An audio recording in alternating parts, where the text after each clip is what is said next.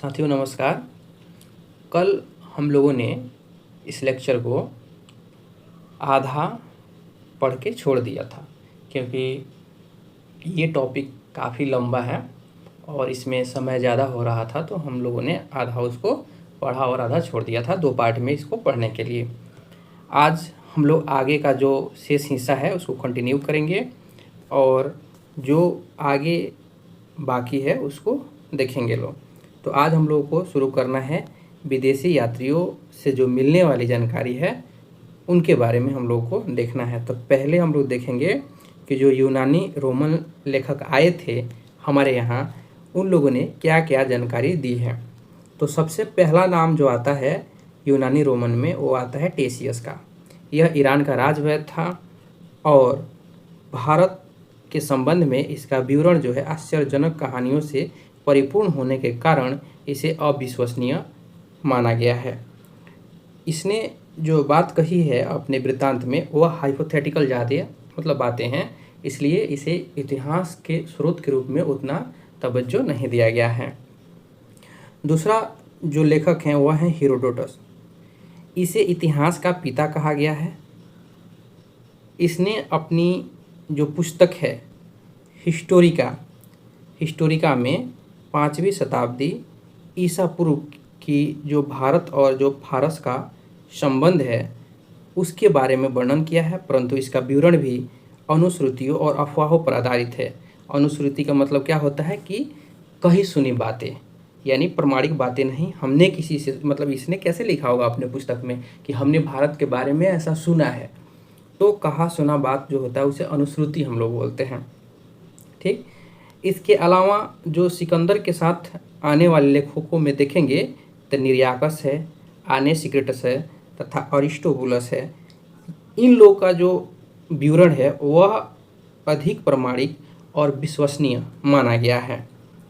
इसके साथ मेगास्थनीज, यह सेलुकस निकेटर का राजदूत था जो चंद्रगुप्त मौर्य के राज दरबार में आया था और इसकी जो पुस्तक है इंडिका, इसमें मौर्य युगीन जो समाज है उसका वर्णन है। तो हम लोग जानते हैं कि सेलुकस निकेटर और जो चंद्रगुप्त मौर्य हैं उनके बीच युद्ध होता है और उसके बाद जो है इनके बीच एक संधि होती है और चंद्रगुप्त मौर्य उनकी बेटी से शादी कर लेते हैं हेलेना से, और इस प्रकार उनकी देखरेख करने के लिए सेलुकस निकेटर जो है मेगास्थनीज को भेजता है चंद्रगुप्त मौर्य के दरबार में। ये हम लोग जानते हैं। इसके अलावा जो डाइमेकस है, यह सीरिया नरेश जो है अंतिओकस का राजदूत था और किसके दरबार में आया है, तो ये बिंदुसार के दरबार में आया हुआ है। और बिंदुसार भी देखेंगे आप तो चंद्रगुप्त मौर्य के पुत्र हैं, तो ये मौर्य युगीन ही समाज का जानकारी देता है। ठीक। इसके अलावा डायनोसियस है, वह मिस्र नरेश टॉलमी फिलाडेल्फस का राजदूत है और अशोक के दरबार में आया है। तो एग्जाम में प्रश्न जो आते हैं वे एक तो आते हैं कि किसके विवरण और किसके जो कार्यकाल में आया है वो, दूसरी चीज़ें हैं कि मिलान करने के लिए भी आ जाता है मैच द कॉलम का, और किसका राजदूत था ये भी प्रश्न पूछा गया है विगत वर्ष में। ठीक। इसके अलावा टॉलमी जो था वे 2री शताब्दी में भारत का भूगोल नामक पुस्तक लिखता है। प्लिनी, इसने 1म शताब्दी में नेचुरल हिस्ट्री नामक पुस्तक लिखी। इसमें भारतीय पशुओं, जंतुओं और खनिजों आदि के बारे में विवरण मिलता है। तो ये पुस्तक का नाम भी याद रखेंगे कि मेगास्थनीज का कौन सा पुस्तक था, इंडिका था। इसके अलावा प्लिनी का पुस्तक कौन था, तो भारत का भूगोल था।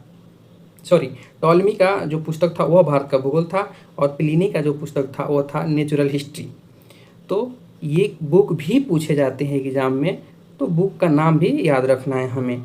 इसके अलावा एक बुक मिला हुआ है जिसका नाम है पेरिप्लस ऑफ द एरिथ्रियन सी। इस पुस्तक के लेखक के बारे में जानकारी नहीं है, लेकिन लेखक 80 ईस्वी में भारत व्यापार के लिए आया था और वह हिंद महासागर की जो यात्रा किया था उसका पूरा वर्णन करता है उस पुस्तक में।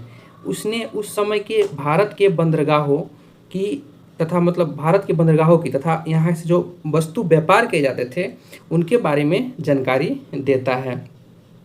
अब चीनी यात्रियों को हम लोग एक एक करके देखेंगे। तो चीनी यात्रियों में जो पहला नाम आता है वह आता है फहियान का। तो सबसे पहले जो चीनी यात्री में नाम अग्रणी है वो आता है फहियान का। और फहियान जो है गुप्त नरेश चंद्रगुप्त द्वितीय के दरबार में आया था। इसने अपने विवरण में मध्य प्रदेश के समाज एवं संस्कृति के बारे में वर्णन किया है। मध्य प्रदेश की जनता की सुखी और समृद्धि का भी वर्णन किया है। तो ये बताता है कि जो मध्य प्रदेश की जनता है वह काफ़ी सुखी और समृद्ध है। यह 14 वर्षों तक जो है भारत में रहता है। ठीक, तो इसको याद रखना है। और ये कब से कब रहा है तो याद रखिएगा कि जो फहियान है मतलब कई बार जो है 1-2 प्रश्न मैं देखा हूँ पीसीएस में पूछे गए हैं, तो उसके लिए आप याद रख सकते हैं कि ये जो आया था वे करीब 399 ईस्वी से 414 ईस्वी तक रहा है।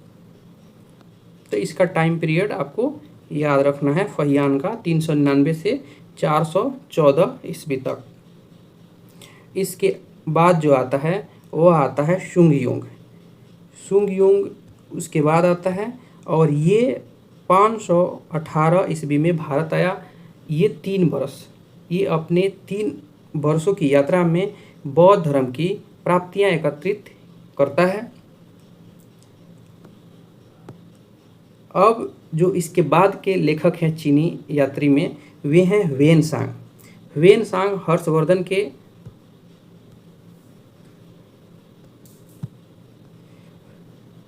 माफ़ कीजिएगा, ह्वेनसांग हर्षवर्धन के शासनकाल में भारत आया था। ह्वेनसांग 629 ईस्वी में चीन से भारत के लिए प्रस्थान किया और लगभग 1 वर्ष की यात्रा के बाद सर्वप्रथम भारतीय राज्य कपीसा, कहाँ आया था सर्वप्रथम तो भारतीय राज्य कपीसा पहुंचा।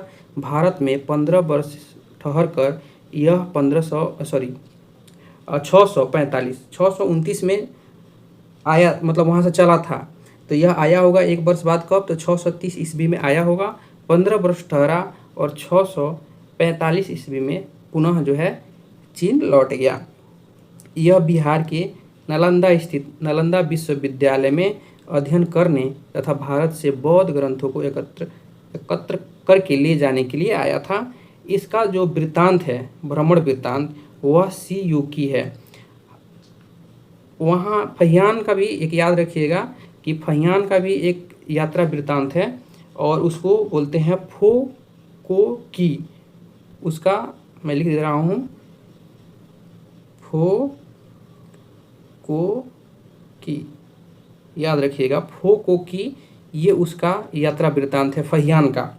और इसका जो अर्थ होता है ना, इसका अर्थ होता है बौद्ध राज्यों का विवरण। फो को की का अर्थ होता है बौद्ध राज्यों का विवरण। ये फहियान का पुस्तक है।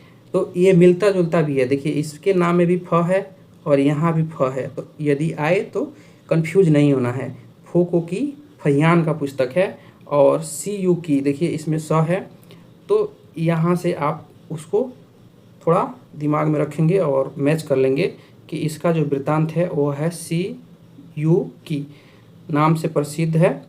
और इसमें 138 देशों का विवरण मिलता है।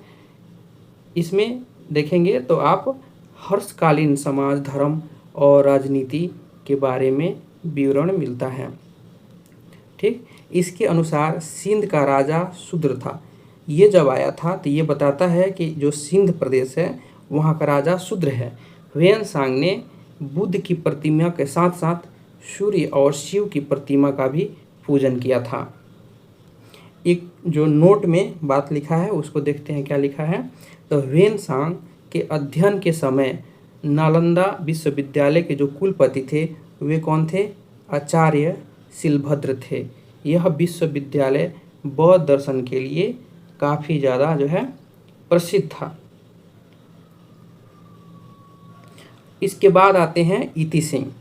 तो इति सिंह जो हैं वे 7वीं शताब्दी के अंत में भारत आया।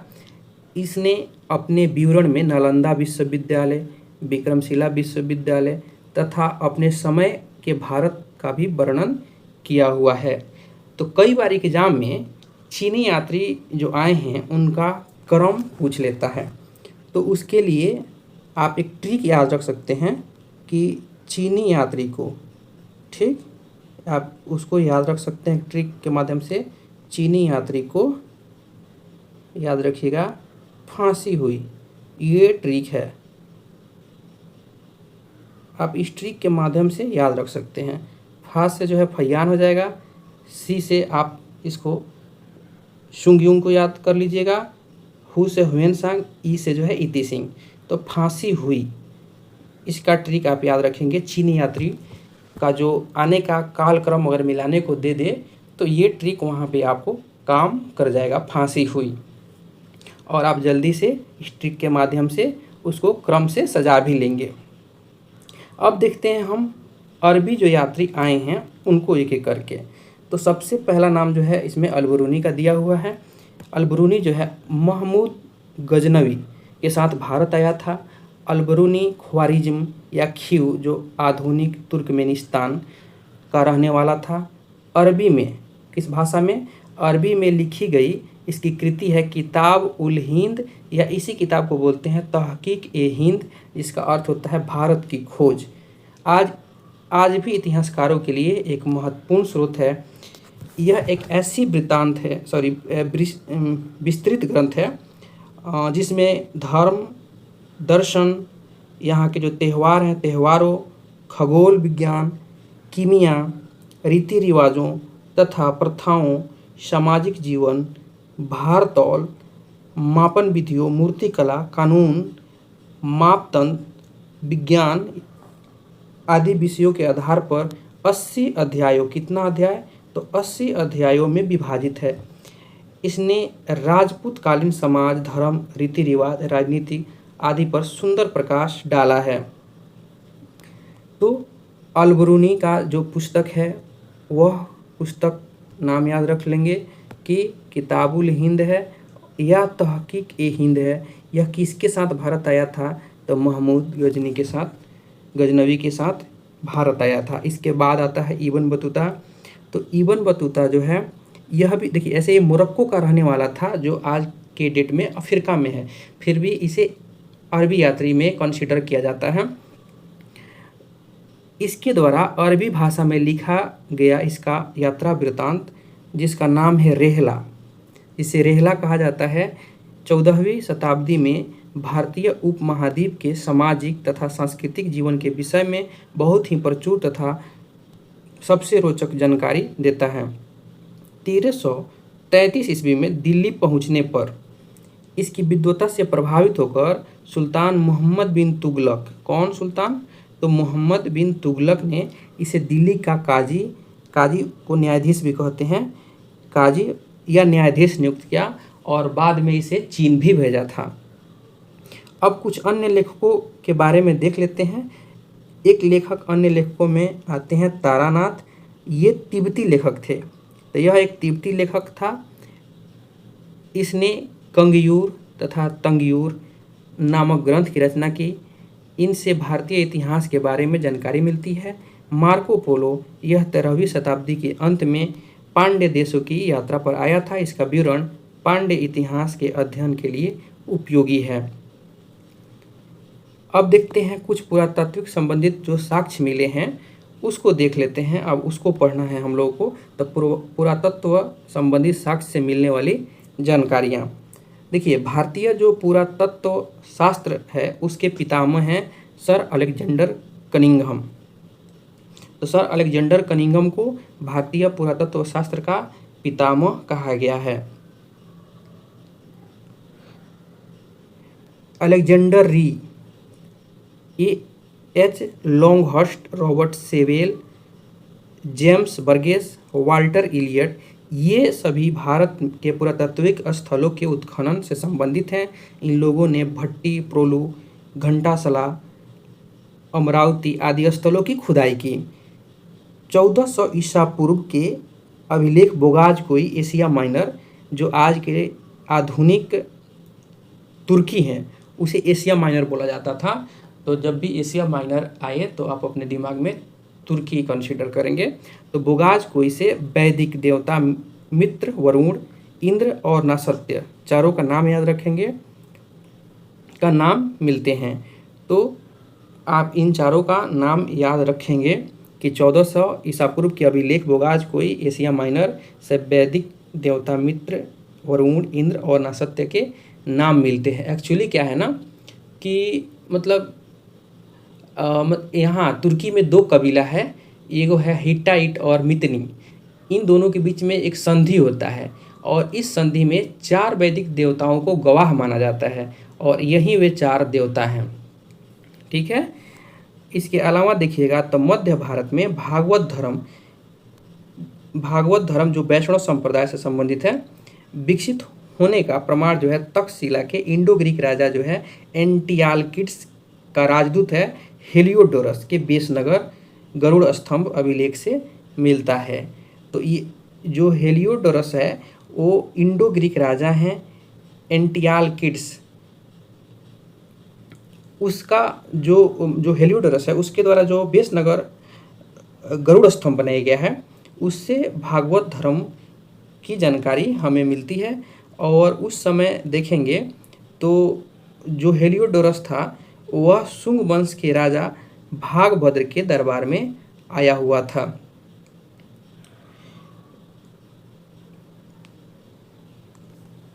और ये मतलब वर्तमान में किस राज्य में है अगर पूछा जाए तो याद रखिएगा कि ये अभी जो डोरस का जो ये बेसनगर विदिशा अभिलेख है वह मध्य प्रदेश में है। इसके अलावा जो सर्वप्रथम भारतवर्ष शब्द है उसका उल्लेख देखेंगे तो भारतवर्ष शब्द का सर्वप्रथम जिक्र जो है हाथी गुफा अभिलेख में मिलता है। किसका हाथी गुफा अभिलेख है? तो खारवेल का है। सर्वप्रथम दुर्भिक्ष की जानकारी, दुर्भिक्ष मतलब कि अकाल की जानकारी देने वाला अभिलेख सोहगौरा है। सोहगौरा कहाँ है? तो सोहगौरा जो है उत्तर प्रदेश के गोरखपुर जिले में है। सोहगौरा अभिलेख से प्राप्त होती है। इस अभिलेख में संकट काल में उपयोग हेतु खदान सुरक्षित करने का उल्लेख मिलता है। आप जानते हैं कि चंद्रगुप्त मौर्य के काल में 12 वर्षों का दुर्भिक्ष पड़ता है, जिसके कारण चंद्रगुप्त मौर्य जो है अपने पद को रिक्त कर देते हैं और संलेखना विधि से अपनी प्राण त्याग देते हैं। सर्वप्रथम भारत पर होने वाला जो हुड़ आक्रमण है उसकी भी जानकारी हमें भीतरी स्तंभ अभिलेख से होता है। तो हुड़ों के आक्रमण की जानकारी भीतरी स्तंभ अभिलेख से होता है। और भीतरी स्तंभ अभिलेख किसका है? तो यह उत्तर प्रदेश के गाजीपुर में है और जो गुप्त शासक स्कंदगुप्त है उसका अभिलेख है भीतरी अभिलेख। याद रखिएगा स्कंदगुप्त का अभिलेख है। और जो हुड़ जाति है वह मध्य एशिया की बहुत ही क्रूर और जो लड़ाकू जनजाति है, खोखर जनजाति टाइप के हैं वे लोग वहाँ के। और इससे पता चलता है कि स्कंदगुप्त हुड़ों को पराजित करता है और भारत को सुरक्षित करता है। इसके बाद देखते हैं तो सती प्रथा का जो पहला लिखित जो साक्ष्य है वो एरण अभिलेख से प्राप्त होता है। और एरण अभिलेख किस शासक का है? तो भानुगुप्त का है। तो मध्य प्रदेश के जो सागर जिला है उसमें स्थित है एरण अभिलेख। कब का है?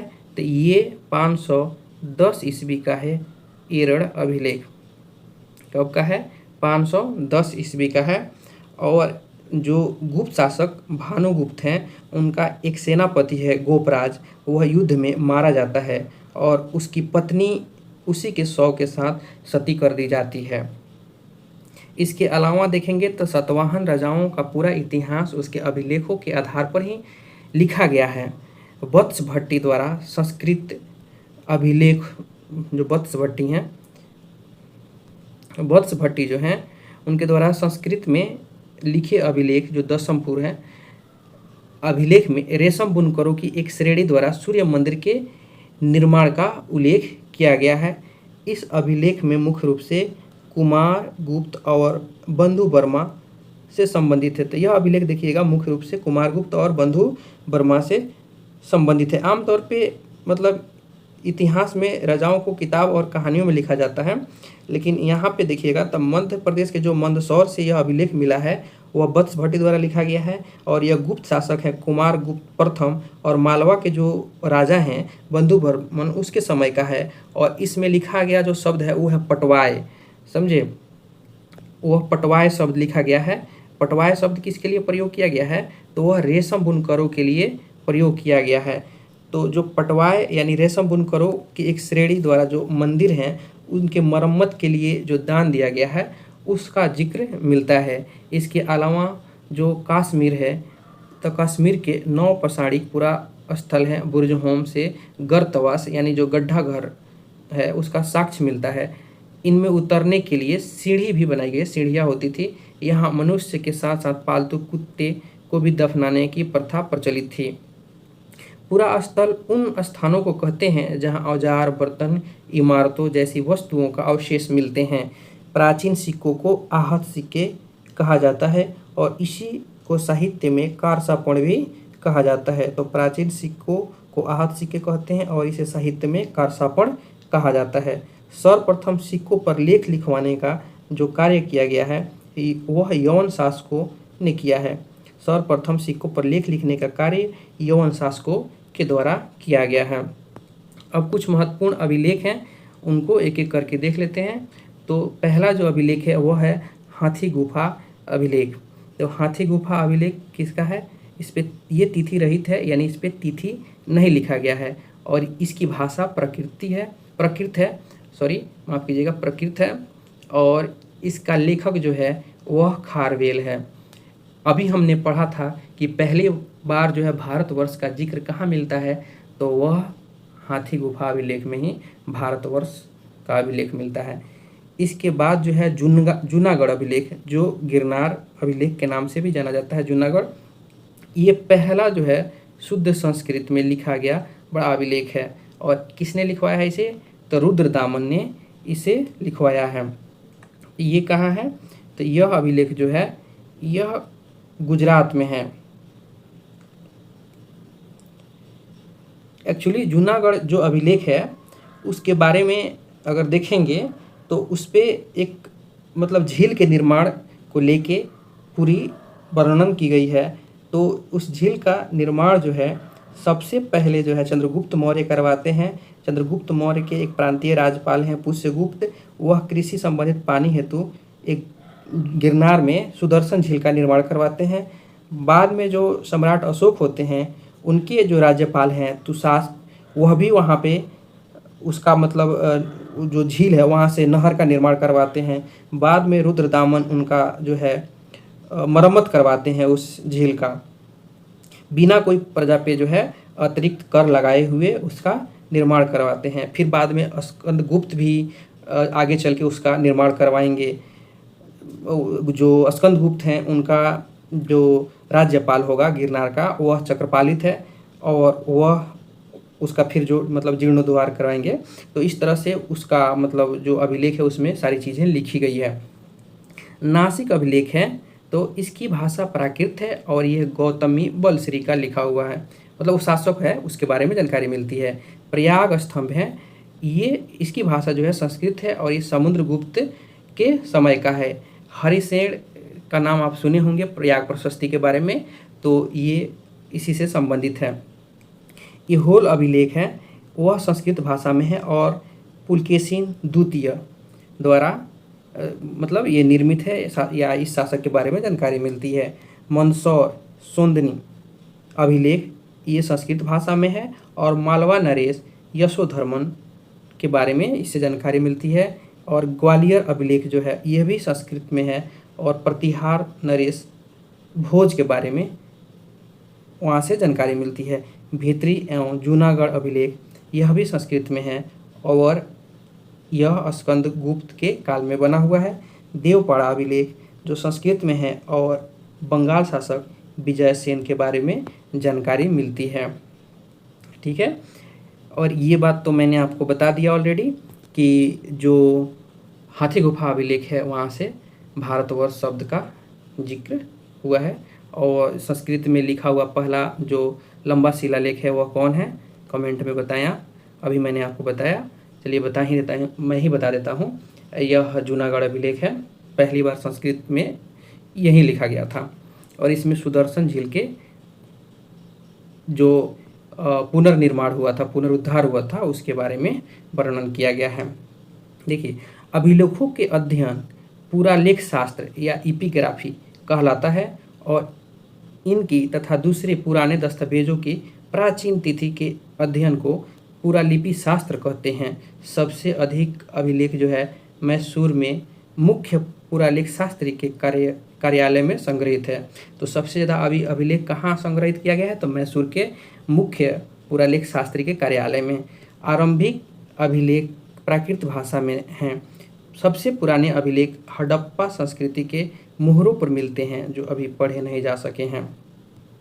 अभिलेखों में संस्कृत भाषा ईसा की दूसरी सदी में मिलने लगती है और चौथी पाँचवीं सदी में इसका सर्वत्र व्यापक प्रयोग होने लगता है। यानी जो संस्कृत भाषा का पहला प्रयोग होता है अभिलेख के रूप में, वे ईसा के दूसरे सदी में होता है और चौथा पाँचवा सदी आते आते उसका व्यापक प्रयोग होने लगता है। अभिलेखों में प्रादेशिक भाषा का प्रयोग 9वीं और 10वीं शताब्दी में होने लगता है या सदी में होने लगता है। प्रादेशिक भाषा क्या मतलब? क्षेत्रीय भाषा का प्रयोग 9वीं 10वीं शताब्दी में देखने को मिलता है। क्षेत्रीय भाषा में अभिलेख लिखे जाते हैं। मौर्य, मर्योत्तर और गुप्त काल के अधिकांश अभिलेख कार्पस इंस्क्रिप्शनम इंडिकारम नामक ग्रंथ माला में संकलित करके प्रकाशित किए गए हैं। तो जो मौर्य काल है, मौर्योत्तर काल है, गुप्त काल है, इनके जो अभिलेख हैं वह कार्पस इंस्क्रिप्शनम इंडिकारम नामक जो है पुस्तक है उसमें प्रकाशित किए गए हैं। इसके अलावा अगर देखेंगे हम लोग तो समुद्रगुप्त का बीड़ा बजाती हुई मुद्रा वाले सिक्के ये बताते हैं कि वे संगीत प्रेमी हैं। यानी यह प्रमाणित होता है कि समुद्रगुप्त है वह संगीत प्रेमी थे। इसके अलावा देखेंगे तो अरिकामेंडू, वहाँ से रोमन सिक्के प्राप्त होते हैं हमें, ठीक है। तो यह जो है हम लोग यहीं पे ख़त्म करते हैं अपना लेक्चर। और अब नया जो टॉपिक आगे आया है वह है प्रागैतिहासिक काल। तो इसे हम लोग नेक्स्ट लेक्चर में कवर कर लेंगे। चूँकि यह काफ़ी बड़ा हो गया था तो इसलिए 2 पार्ट में इसको स्प्लिट कर दिया गया था और फिर एक एक टॉपिक कर करके हम लोग ऐसे ही ख़त्म करते चलेंगे। अंत तक बने रहने के लिए धन्यवाद।